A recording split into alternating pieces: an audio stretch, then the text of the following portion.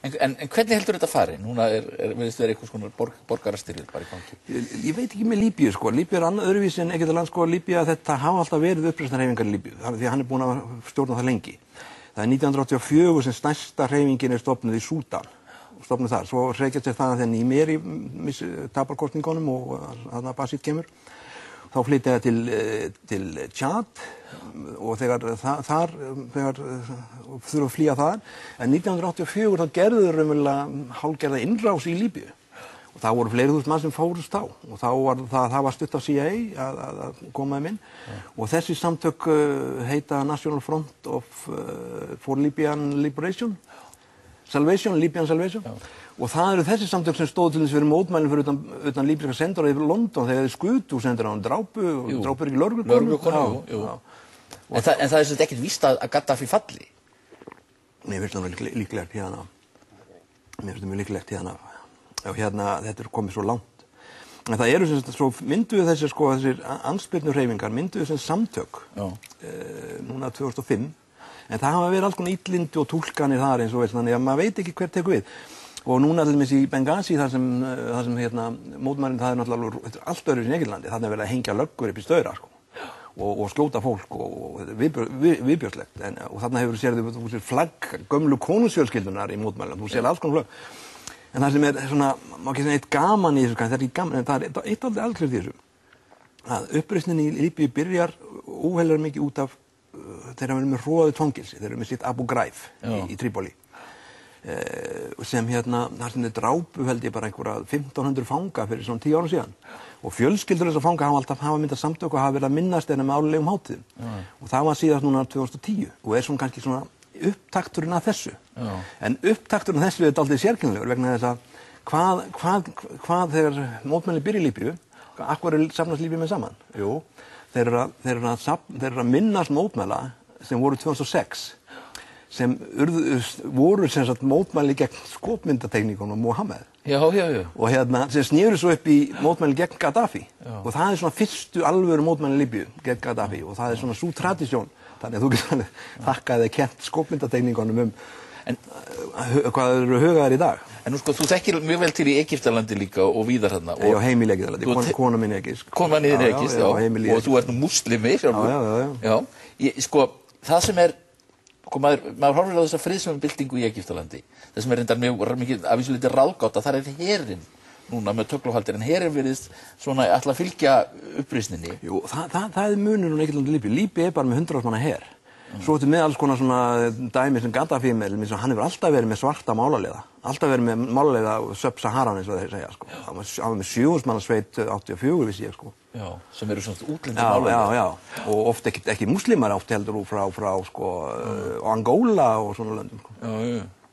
En í Egyptalandi þetta herinn, hvernig staðan í Egyptalandi? Sko, egypski herinn móralskur, þeir eru að mínum mati litlir hermenn, tapa allt á mörgum styrjöldum, en þeir eru sko, ég veit ekki, þeir eru náttúrulega sko með $2 miljardar á ári í styrk frá Bandaríkjamönnum, örugglega leiðir til einhverjum spillingar, og ég held að þetta hafi gerst þannig að það Mubarak átti ekki að fara. Bandaríkjamenn studdu hann alveg með rauðan dauðan.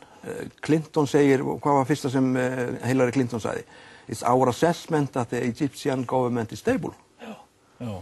Og og svo átti að láta Mubarak fara og Umar Suleiman taka við, svo átti herinn taka við. Og og það sko það sem gerist þegar þú manst eftir að Mubarak segist ekki alla fara, það var 15. kvöldi. Hann 10. hann fer svo 11.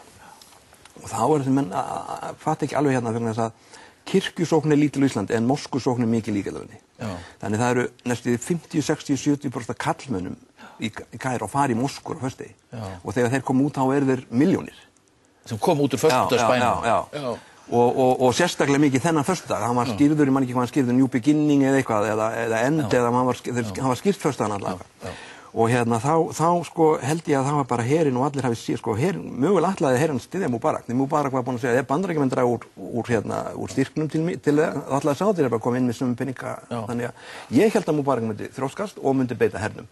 En það ekki hægt að beita hernum á 10 milljón manns. Það erfitt. því að þú sást þess að hvernig það var haus við haus í kringum allar stjórnarmenningar, það voru allir Kaíró-búar í mótmælunum. En nú erum við að sjá, ég meina, hvað gerist, ég meina, hvernig breiðist þetta með Palestínu, ég meina, hvað? Ég held að þetta breiðist út á Vesturbakkann.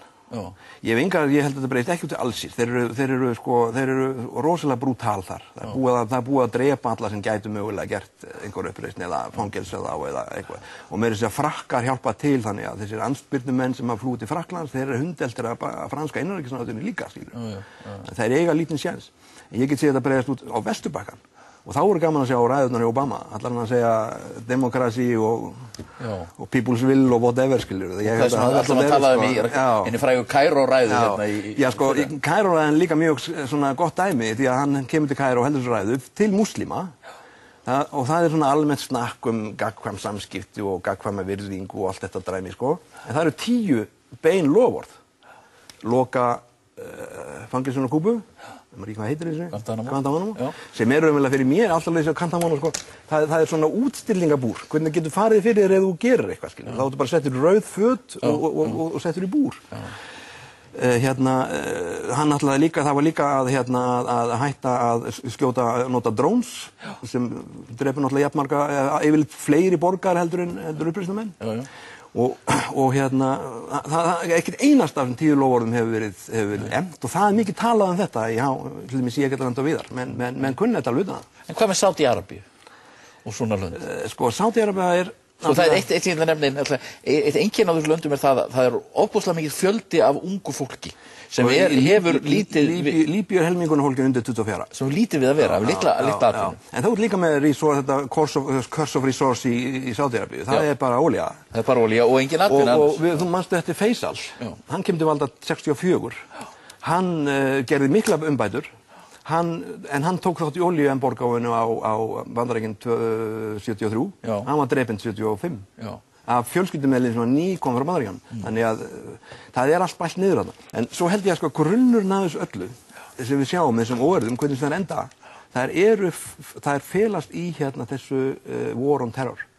Því að war on terror hefur gefið þessum harðstjórum leyfið svo ofsækja sína þjóðir í miklu meira mæli heldur nokkuð en gert áður. Það eru 30.000 pólitískir fangar í Egyptalandi.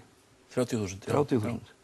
Og í Alsír það voru 200.000 drepnir og 15.000 hurfu. Og menn hafa getað gert þetta í skjóli stríðsins gegn hryðjuverkum. Akkurat. Og hvað gerist ekki? Hvað kallaði Ben Ali í Túnis? Hryðjuverkamenn. Hvað sagði Gaddafi? Hryðjuverkamenn. Ben Laden kom inn, hann er farin að gefa eiturlyf til unglingana, skilurðu.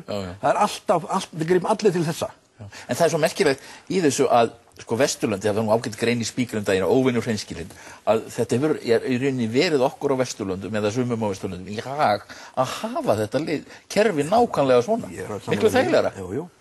En Vesturlönd, það sem er með óttast mest, það er náttúrulega óstabilitet í Ísrael, því núna kom Egyptar vilja ekki þetta Gaza-dæmi þarna. Það sem fylgir þessu yfirtökunni núna, herinn segist jú alltaf að heiðra Camp David, og við gera það örugglega, en Camp David gengur miklu lengra heldur nokkuð en Ísrael Egyptar hafa gert.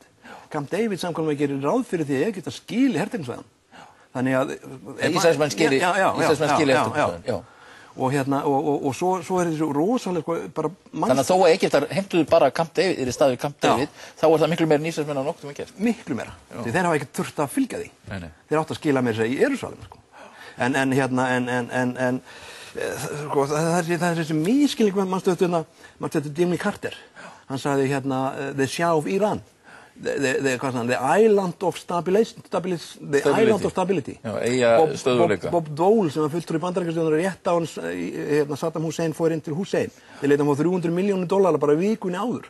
Hann fikk allt umfram kortframleiðslu Bandaríkjanna, frítt. Hann var þeirra besti vinnur. Og he is the only stabilization factor in the area. Viðgáðan ræðist inn í Kuwait. Og hvað segir Hillary Clinton? Our assessment. Þeir eru mískil, og manstu eftir neokon kenningunum Domino. Þeir ætluðu að ráðast inn í Afganistan, Írak, og svo átti bara alltaf hrynja og ný Austurlönd, Miðausturlönd sprett upp, demokratísk. En hvað gerist? Það eru þeirra vinir sem falla. Það eru hinir sem rísa upp og gerir byltingu og krefst lýðræðis. Takk fyrir, gaman að fá þig í þáttinn. Þetta er búið í dag. Takk fyrir að horfa á okkur.